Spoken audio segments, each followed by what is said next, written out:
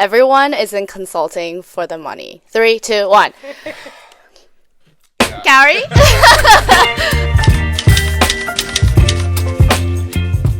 Hello. Hi, everyone. Welcome back again to my channel. We are going into our recruiting series on consulting today. Very exciting topic. And so today I have Gary and Ryan to join me and share a little bit with you about their consulting recruiting journey for the summer. As many of you know, I think roughly probably 30-40% of Sloanies would go into consulting, as with a lot of the MBA graduates across the US and around the world. So it's definitely a very, very popular career path. As usual, we're going to kick off with some self-introduction. So just share with everybody where you're from, where you're going this summer, what did you do before Sloan, and if you could be somewhere for 1 week without the internet, where would that be? The more context, the better, but up to you. Hi, I'm Gauri. I'm originally from India, but I've been in Singapore for about 10 years before I moved to Boston. Prior to Sloan, I was working as a logistics manager for a food delivery company in Asia. So think of it like similar to DoorDash, but works only in Asia. And for my summer, I'm going to BCG in SF, and the place where I have to be for like a week without internet, I actually was, which was on my trek in Himalayas. Like there is absolutely no signal. And I would totally do it again. Hi, my name is Ryan. I'm originally from the San Francisco Bay Area. I lived in San Francisco up until about mid-21, until moving to New York for about a year before coming to school here at Sloan. Prior to Sloan, I was a manager at a healthcare consulting company based out of San Francisco. And this summer I'm going to be heading to BCG at their New York office over in Hudson Yards. And for me, if I can be somewhere without internet for a week, probably be the beach town in Costa Rica that I visited in 2014 with my family. I mean, perfect weather, beach, pristine beaches, an amazing little beach town. It doesn't really get too much better than that. I missed that. I was in Costa Rica and I didn't like the beaches. I love Costa Rica though. But yes, that sounds great. I know that I have 2 BCGers here.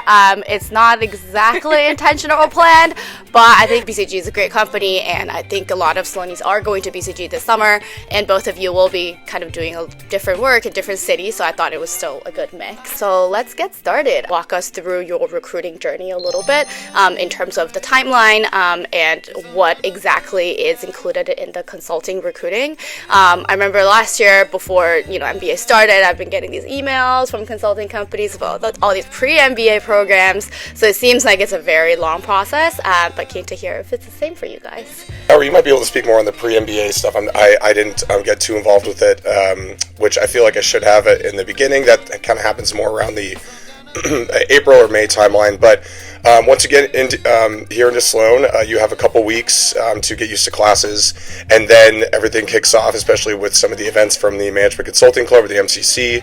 So probably around mid-September is when you start getting introduced to the club in general, and here at Sloan, they do a very good job of saying, here's the infrastructure for how we parse everything up. They have a couple intro meetings with getting you introduced to what coffee chat formats are like, what casing is going to look like, what the behavioral interview is going to look like, and then you get kicked off into meeting some of the companies. And of course, here at Sloan, the big 3, McKinsey, Bain, and BCG, have a very big presence, and so you get started with some introductory meetings with the OCR, on-campus representative, for each of those companies. We're all reliving the multiple coffee chats a week or per day in general. But really, it starts off with getting used to the companies and talking to the right people. Eventually, you'll start getting into case interview prep. So that comes probably, I don't know, when did you start? Me around mid-October-ish, I'd say. I started a bit later, but yeah.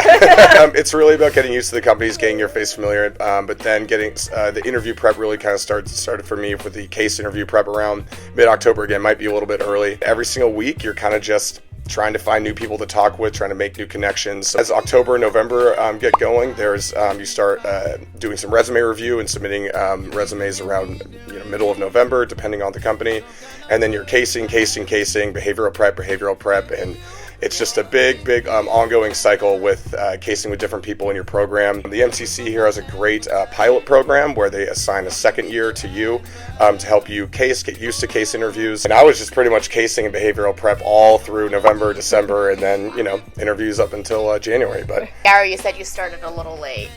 What's the backstory to that? So I just had a lot of things going on, and I was also trying to balance like social life with like recruitment. And at that point, I was still understanding what consulting is about with like the coffee chats. And in terms of case prep, like I also knew like what my strengths were and what I needed to work on. And I felt it would be enough to start somewhere like in November for me, like with the case prep, because I knew I wasn't traveling in December and January, so I knew I'd have all the time to prepare then.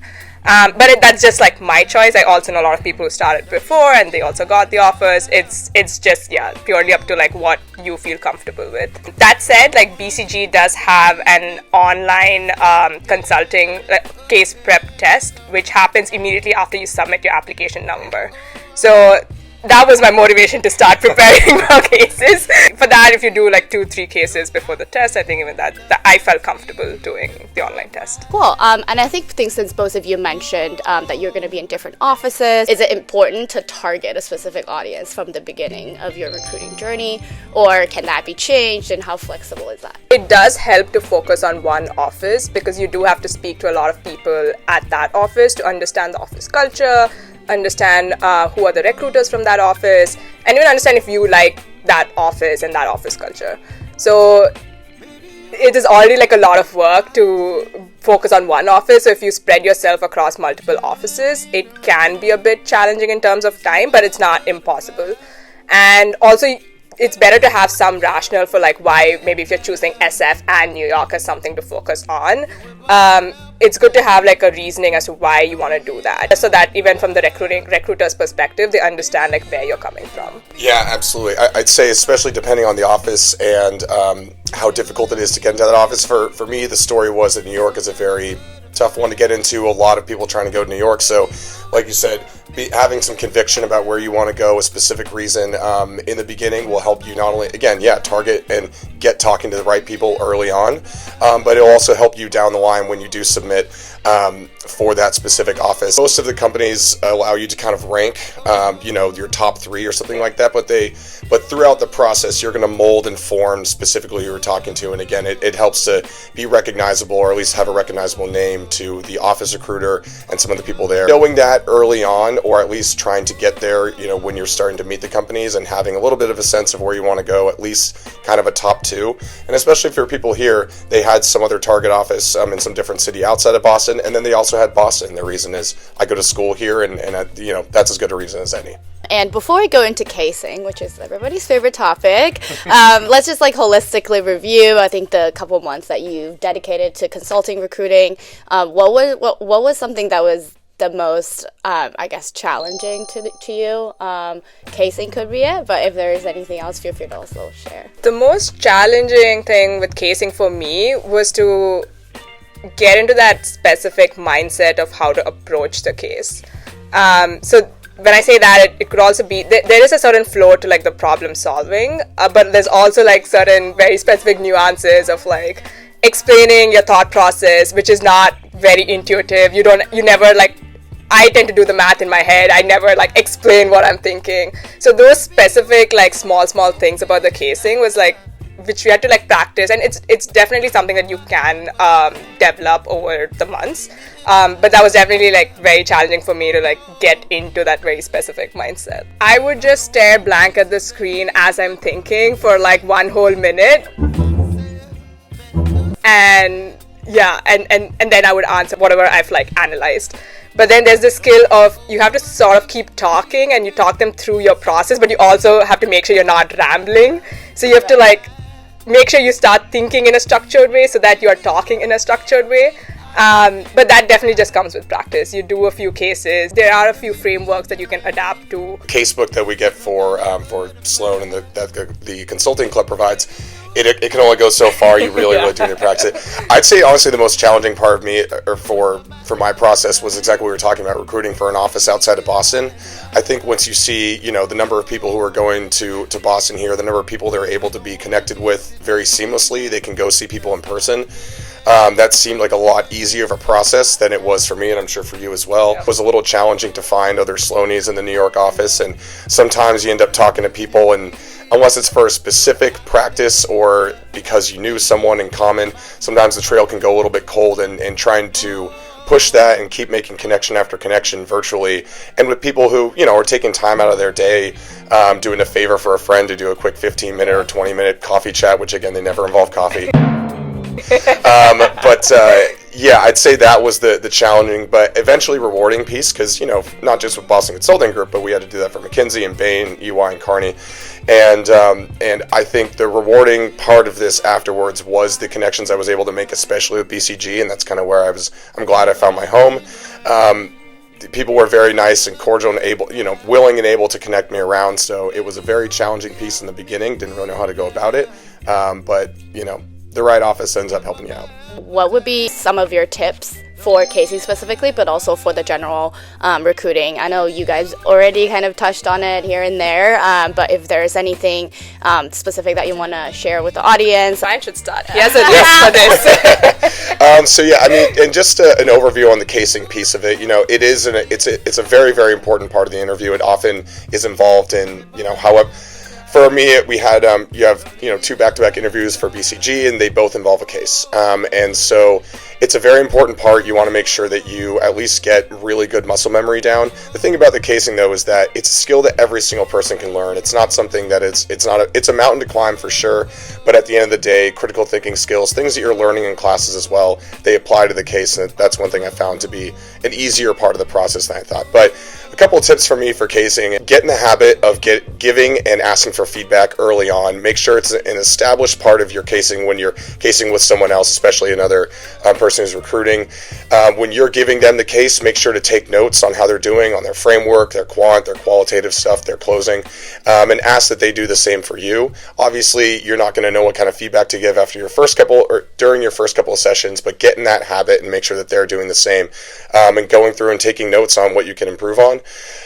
Off of that as well, don't try to boil the ocean. Don't try to work on every single thing you need to work on every single case. Come into a case with a couple specific things that you're trying to work on, and especially for at least the Sloan Consulting Club book. There's different types of cases, different ones that have different stretches. Say to the person you're interviewing or you're casing with, I need something qualitative today. I'm trying to work a little bit more on my bucketing or brainstorming and stuff like that. And then my last piece is definitely mix up who you're casing with. It's good to get different types of feedback from different people. You'll have different experiences, different thoughts on different things. So don't just case with the same person every day, every week. Make sure you're mixing it up. I wish someone had given me these tips when I started, because I did opposite of everything that Ryan said and then learned through my way the process. But if I had to add on, I would say first is sort of like diversify, not just in terms of people, but also like the materials which you leverage. Sloan has a great case book, but there are also like a lot of other schools' case books that you can find online. There are a lot of online resources. It just gives a different flavor of like the case in terms of both industry, just the type of questions, and that I think that's pretty helpful.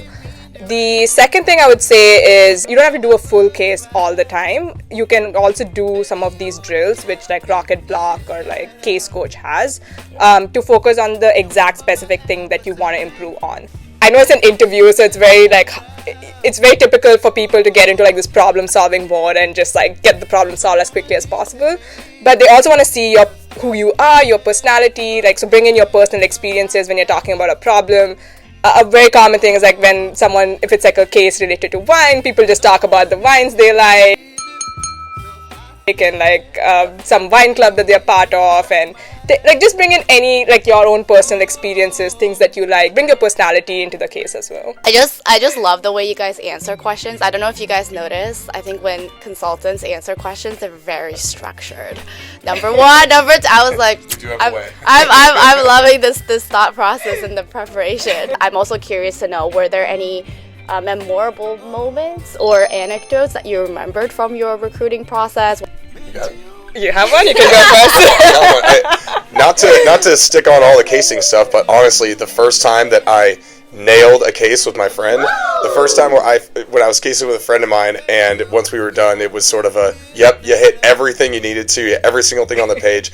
It was a pretty surreal moment because up until, I don't know, this was probably a month or 5 weeks into casing, probably done 15 to 20 at this point, and just absolutely crushing it. Felt so good. One thing I didn't do as nearly as much was do my behavioral prep. I started that very late. I should have done some behavioral prep mock interviews, but I felt confident in that part of the process, but just having the uncertainty of what kind of case I would get and not knowing how I would do, nailing that in the interview just felt so good and put me in a pretty good mood for the next one. I made my SO case me a lot, which meant he went through everything in terms of learning how to case someone, what are the things to look for. So he actually pretty much prepared for the case interview along with me. So there would be sometimes he comes up with better like brainstorming ideas than me, and I'm like, this is unfair. But no, it was a lot of fun. What does your SO do again? He's a software engineer.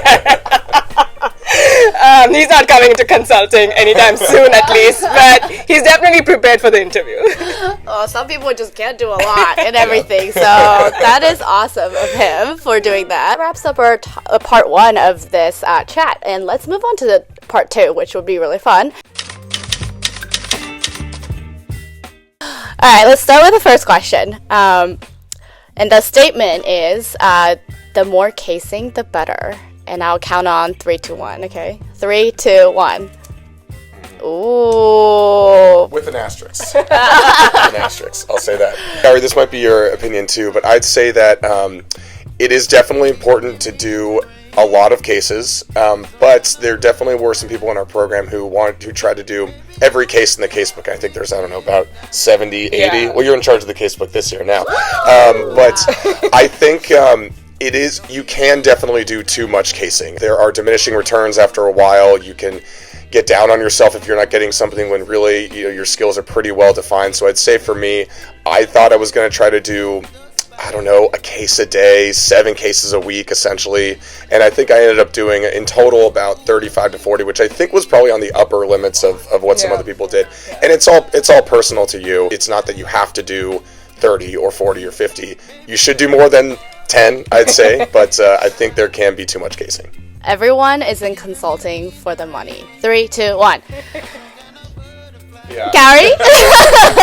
I see the hesitation there, but I like that. I mean, yeah, it's a job, so there are people who do it for the money. But I think it also determines how long you last in the profession, ultimately. Yeah, that's my opinion. Yeah. Yeah, this is another with an asterisk too. I mean, of course, having a good paying job helps, and consulting is definitely a good paying job.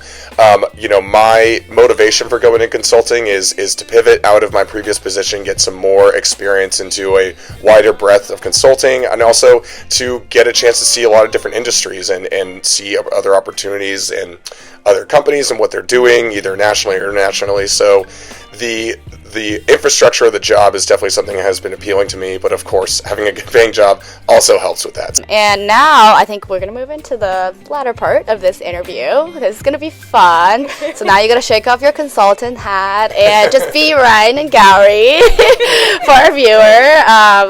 This is my favorite part. I always enjoy this. And also this one, I did not prep them at all. So it's completely candid. Ready? Okay. New York or California? California, always my home. And yet he's going to New York. It's okay. Explain yourself. Steak or salad? Steak. 5 a.m. or 8 p.m.? 5 a.m. Fireball or Thai? Fireball. I can give a little bit of context. Me and my friend Ty in this program have been known to enjoy the cinnamon-infused whiskey drink known as Fireball. And I do like you, Ty, but I like Fireball a little bit more. Oh, I love that. And yeah, we love you, Ty. Shout out to Ty for showing up on this interview. And also, just for context, actually, all 3 of us were in the same cohort, or Ocean in Sloan. That's how we all met. And this whole Fireball joke with Ryan and Ty were just going around for the entire semester and, even now. So DoorDash or Uber Eats? DoorDash. Mention. I was like, dang. Reading or running? Running. Rainforest or desert? Rainforest. Private jet or luxurious beach house? Private jet. I do a lot of long hour flights and I could really use a private jet.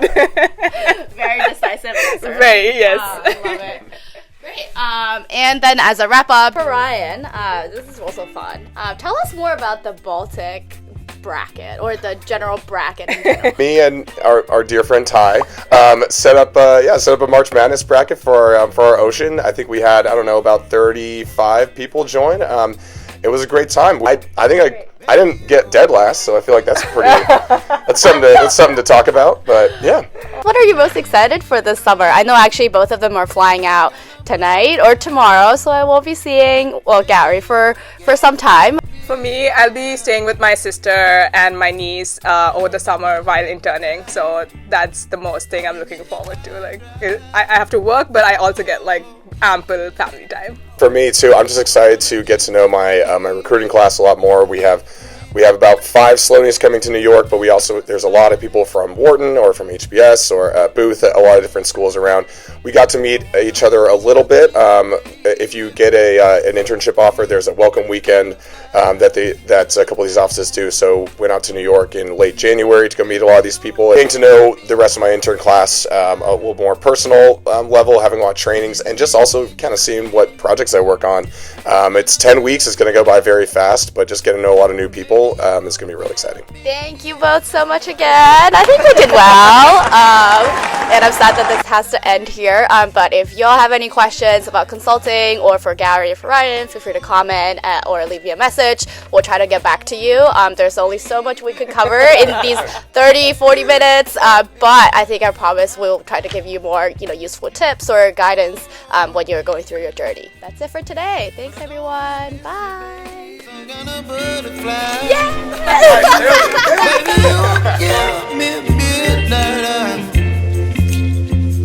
You whip up my appetite. Don't leave me